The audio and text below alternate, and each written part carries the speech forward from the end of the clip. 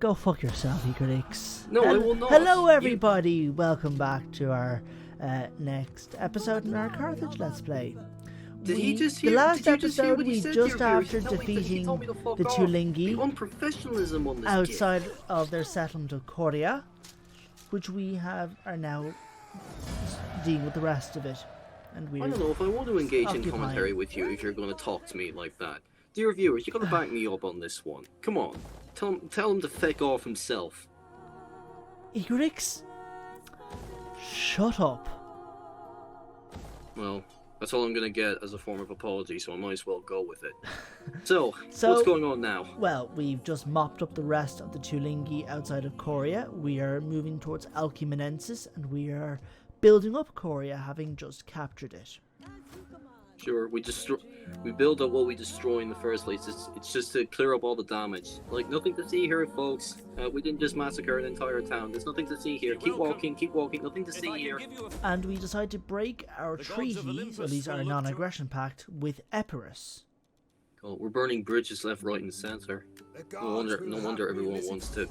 We try to get our trade heads on with that spike. Germanic faction, but they refuse. We see little gain in trade between our peoples. Well, that's a sad thing to hear, I must say. We decided to upgrade that warhorse building in Lamonum, which basically means I think cavalry will get a bit stronger whenever we recruit in that area. And our general in the Scourge of Reshef has leveled up.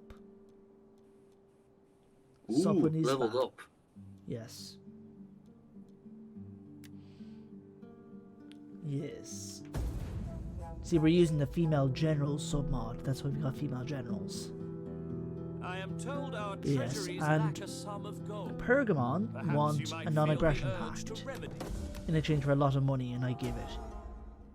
Well, sure, we have to say yes to diplomacy every once in a while. The Lataviki wanted peace, and I say no. Why the hell wouldn't you want peace, man? The Stop all this Taulantioi want needless non-aggression, bloodshed. and I reject. God, you're not making an awful lot of friends here. Avoiding peace treaties left, right, and center. Because I see no gain in these peace treaties. The point is not to earn any gains. The point is to stop fighting indefinitely. You do realise, though, when it comes to geopolitics, the whole point is you only make peace if you got something to gain from it. Or if you just can't keep going. They may not be able to keep going. That's game mechanics for you. Always pressing you towards the violent side. So we wiped out those little straggler forces, and now we're moving towards Alcumenensis. The capital of the Tulingi. Alcumenensis. Yes. Who are we expecting to find there? Actually, it's not Alcumenensis, it's Alcumoenus. Alcumoenus. Either way, who do you think we will expect to find there? I don't know. Hopefully just an easy settlement to capture. I guess we'll just have to wait and see. Oh, and I see 104 are laying The siege heralds to... of the 104 are besieging NOREIA. Let them cower before our might. What the hell was that? We just stopped. Because we are besieging it. That's what we're doing. We are besieging. That takes time. Ugh. Time flies by.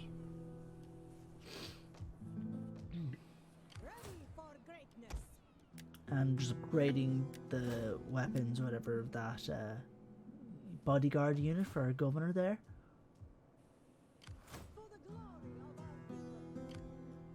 Ooh, the People's Army. I need the Pride of Mago. The Ambassadors of the Atlas. The Walls of Bursa. The Scourge of Reshef. So what are we doing with these? What are we doing with this slot exactly? Well, we were just checking, I suppose, some of the little armies and governors to see if there's any upgrades to give them. But now we're looking for a unit to recruit, and we're recruiting a unit of Libby Phoenician thorax swords. Sure, the usual suspects all around. Well, they're a new unit. Did they come with the new reform? Yes, that's their thorax swords, so yeah. Ah, right. That makes sense.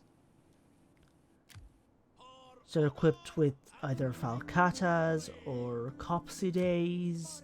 They'll have a scutum, chainmail or scale armor.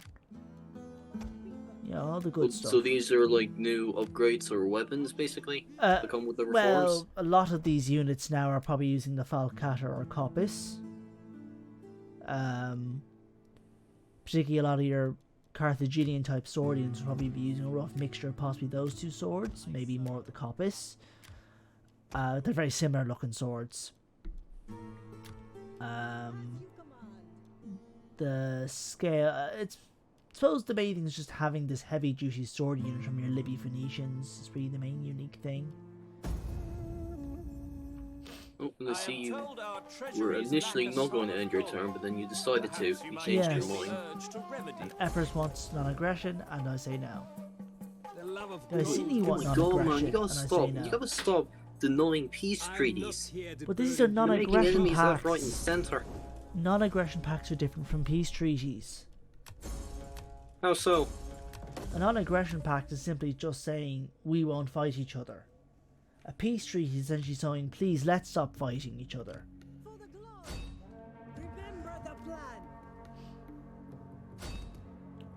So we chase after and defeat the wandering warriors with no casualties, according to the auto We make resolve. short work of them, I see. Well, yeah, there's only like 3 units in that army. Move forward. And we are taking winter-related attrition. So we are. Looks like we're gonna auto-resolve our attack over Alcimunenes. That's the thing about bad habits. You fall back into it once and then it just becomes a pattern. And the Tulingi are wiped out.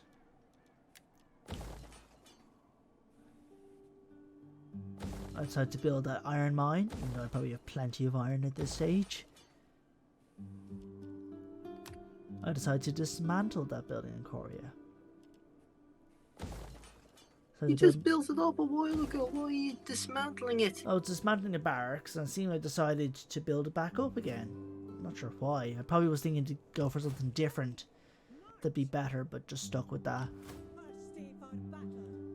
Damn inconsistent you are.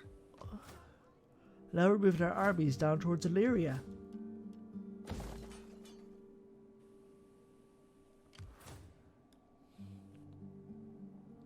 And we're moving the Tusks of Destiny down.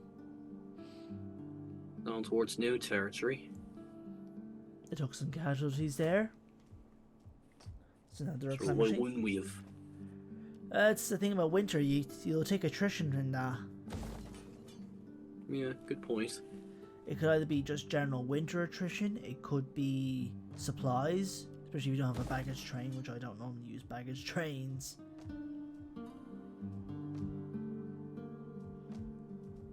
So my armies are more vulnerable to supply attrition. For greatness. Our governor here, Alishat, has leveled up. So we boost up a couple of skills.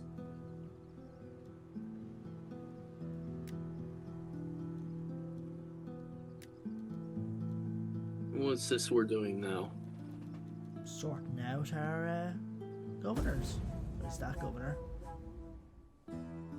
I am Can also want a non-aggression. Let me guess, you're gonna deny it? Yes. God, it's like I read your mind. You see, in part, I'm not going to see it as really worth taking a non-aggression pact against a faction I'm likely to be fighting relatively soon. And who are themselves not really a threat. Yeah, sure, of course. You keep telling yourself that, Kinagooses. Go right ahead. Well, what is there to gain from a non-aggression pact with Knossos? An end to infighting, man. Or at least a temporary end. Well, we're not fighting at the moment anyways. It's just a simple matter of I will eventually be wanting to fight them. Anyways, we decided to build a shrine to Tanit in Korea. To spread our culture, but also improve public order. Because the Tanit chain tend to do best in public order. These are some of the worst hidden agents in my life, honestly. I don't care if they're like for us or for them. They're just like really shit at their jobs. Can I just say that? Well, you can say it, but it'll get old eventually. But I decided to disband those units of Scutari, probably to replace them with thorax swords when I get the chance. But yes, and we got an Epirot army reinforcing us.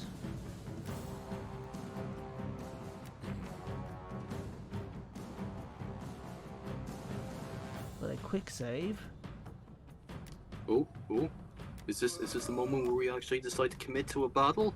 Let's find out. What, the suspense is killing me. The suspense is killing me. Just press the damn button, man. Just press the damn button. Oh, thank Christ. So yeah, I decided to besiege NOREIA, or begin a siege assault on NOREIA. So here we are. Oh, I see they're pulling out the big guns now. We have, yes, so we have our Scutari moving.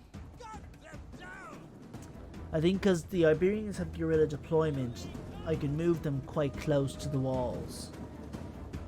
And for some reason, this unit on Bacti got moved away from the siege tower. I'm not sure why. Those guys assigned another unit to take over. If they were, what unit do you think they'd go with? I'm not sure. What do you mean? Like, if you think they'd be replaced by another unit, which one would you suggest to be the best pick? I don't know. I don't know what. And Bacti are quite a good unit to attack walls, so... Seems like I went for spears. The Libby Phoenician Terreo spears. You think they're a good enough substitute? Well, they're sturdy enough units. I think that the Libby Phoenician Terreo spears, they could actually be... Yeah, those shields look like Terreoi. So, yeah, I think it's the Terreo spears. The point is to be getting onto a wall to fight enemies on the wall. Well, those guys have already made it in. Yeah, this Qatari you have.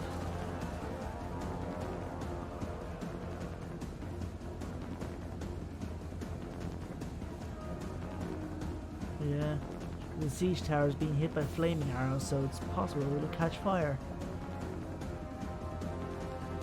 Oh, almighty. On fire before... They're on fire before they even arrived. Well, the tower will be on fire, which means we'll be useless. Yeah, it's only a 50% fire damage. This might be when I kind of made a weird issue about trying to deploy units and everything.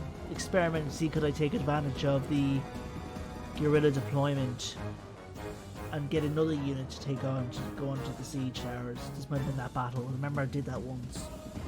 Yeah. I tried to experiment to see could I put a unit that didn't have guerrilla deployment on a siege tower that had already been moved beyond the usual range. It's hard to explain. So the tower is fully on fire right as it reached the wall, so it's, yeah, the unit are departing.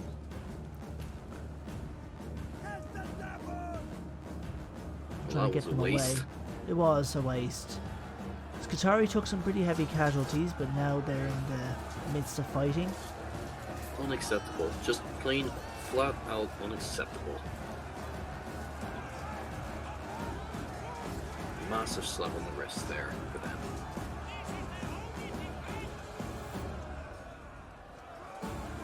The Qatari are doing their best, but they're taking heavy losses.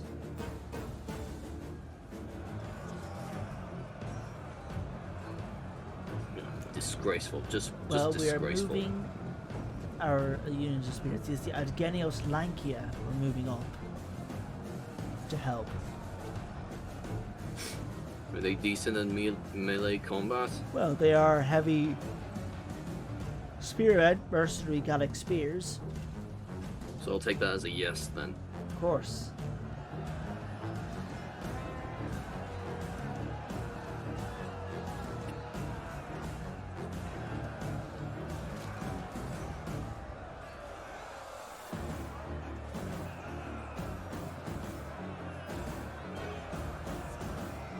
Bit of a heavy brawl there. Uh-huh. Skutari, you're pretty much getting annihilated there. But they're holding their own. They're doing their best.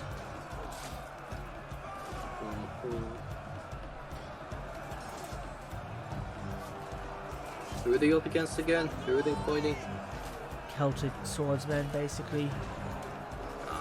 Yeah, alright.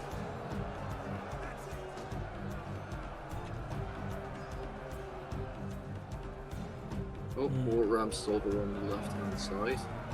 Now we're moving more soldiers. Our Libby finishing Thoreo swords have just stormed the walls. Let's hope these guys fare a bit better. Well, there's more of them, and they're attacking an area that isn't as well defended. That's handy. But they are fighting largely cavalry here, which isn't really that great.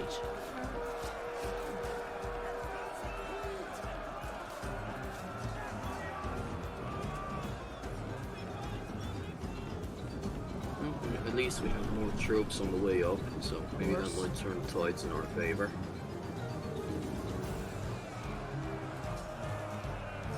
A few spilling out there now. Maybe not. Maybe extra assistance might be handy.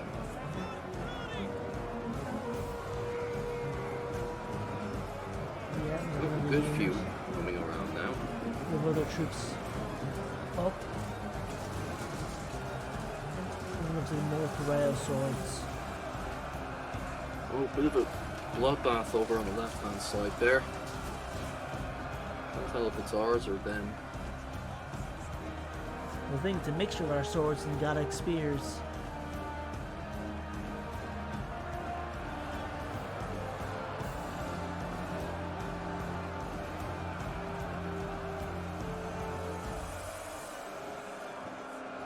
I see the fortifications are still intact by the door at the very least. Well, it's not like we can destroy much of the fortifications. At most, we can just destroy the towers, just damage the walls. I was under the impression that that was a battle ram over by The ram, doors, actually. the ram that we had is mainly meant to just break open the gates. It's meant to break Well, the that's gates kind of what open. I meant as well. The thing is, though, there's a weird issue when the gates were just randomly open. Really? Yeah, it's a kind of a bug thing that's been around for a long time. An engine bug, you could say. I think it's even been in Warhammer. And basically, when the gates will randomly open, particularly I suppose if friendly units are leaving. And then what And I happens never is... thought to actually try to fix this bug. And so what tends to happen is, if the gate constantly open, then the ram can't do its thing and damage the gate. Like right there. Yeah. So it means that the gate won't always get damaged. But they never thought to like, I know it's not a massive deal or anything like that, but did they not try to at least see if they could fix the bug or anything?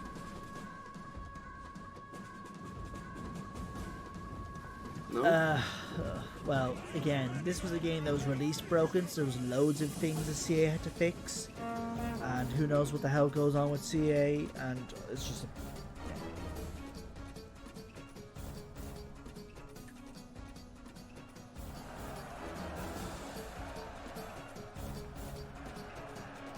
Our forces are still making a decent effort over by the gates. Yeah, I think we're steadily winning.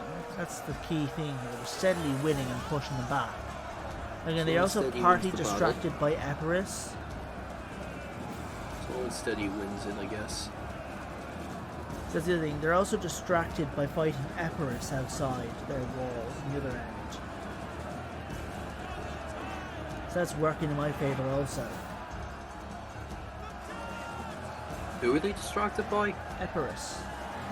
Empress. Epirus. Empress. Okay. Epirus. Epirus, right. Who, I've never heard of the Epirus before. Epirus was a Greek kingdom, kind of north of Greece, near Illyria. Their most famous king was a guy named Pyrrhus, who fought against the Romans, and in fact there's actually a term named after him. It's called a Pyrrhic victory. You ever heard the term? Oh yeah, right. I've heard of that term before. A Pyrrhic victory is basically a victory where the winner takes some sort of a heavy cost. Yet they still win. Yes, and the reason why it is associated with Pyrrhus has to do with some of his wars with a war he had with the Romans. But to comment on this battle here, our Thureos swords, who apparently whilst taking heavy casualties caught in a few fights, are engaging with enemy archers and slaughtering them. Actually no, these are the Thureos spears. Maybe it's a mixture of them and the swords. Yeah? And now our Ambacti have come along. And now Friendly to the enemy helping hand routed. from the cavalry there. Oh, they're progressing forward. That's a good sign. Yeah.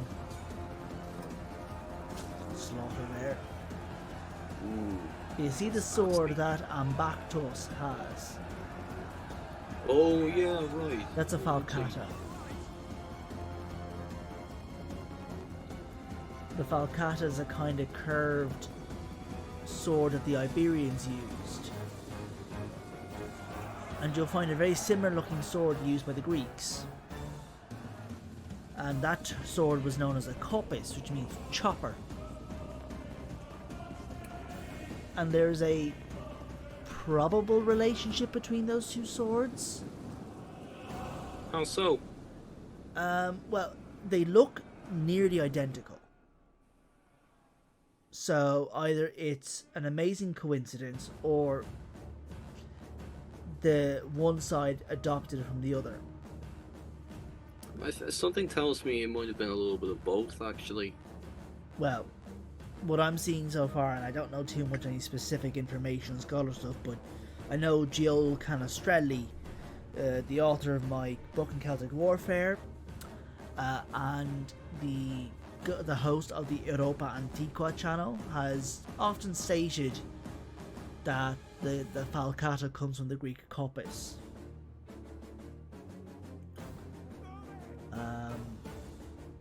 So yeah, which probably makes some sense. But yeah, those are the swords generally being used. So if the Greeks with a kind of curvedy sword, it's a kopis, and then the Iberians it'd be the falcata. There are generally two types of Greek swords used on this time period: the xippos and the kopis. Which one would be the best to use? Well, it depends. The kopis was a slightly longer, more curved sword, decent at slashing, chopping and stabbing, and quite suited as a cavalry sword. The xippos was kind of a shorter, more daggery-like sword, good for thrusting.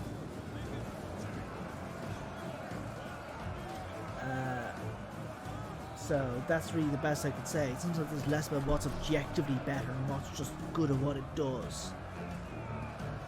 That's kind of what I meant. That's kind of what I meant as well. Oh, Jesus Christ! That's a mighty big splash of puddle. Yeah. That's our spearmen doing a lot of killing there.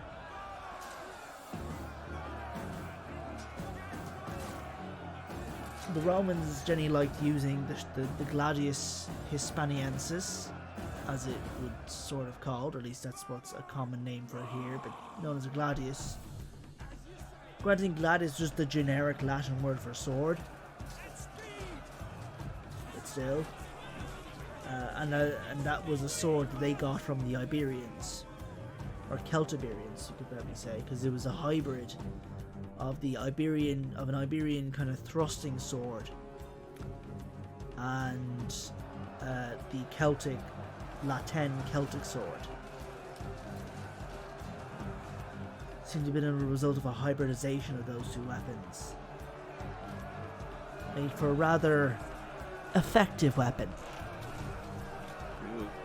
Judging by the look there, it's pretty damn effective. Well, I'll give 'em we're that not really much. seeing much gladi. Well, I suppose you see some gladi among the Iberian units. Yeah. But, yeah.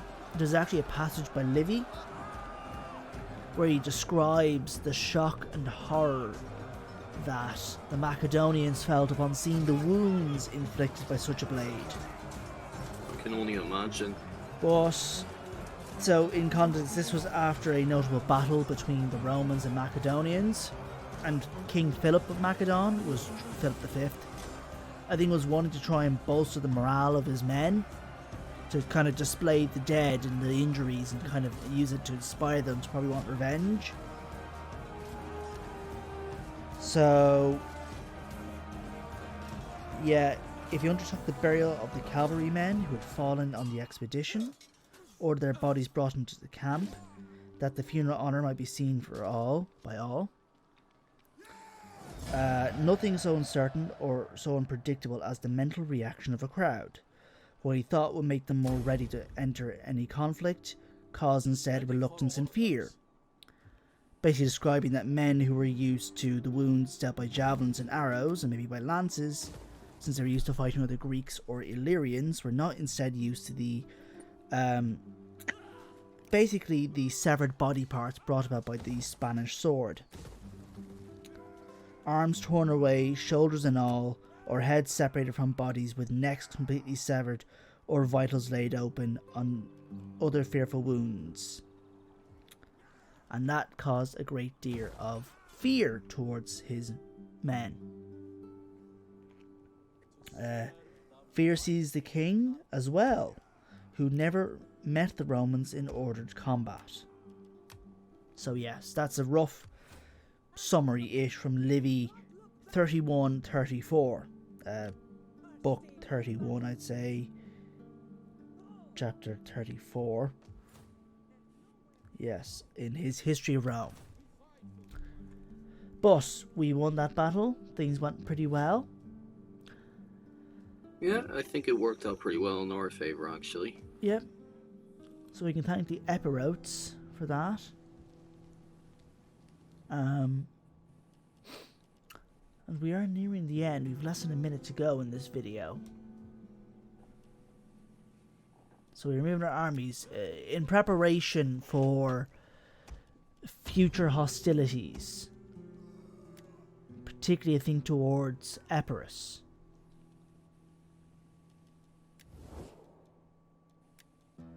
As you see, we decided to end our trade agreement.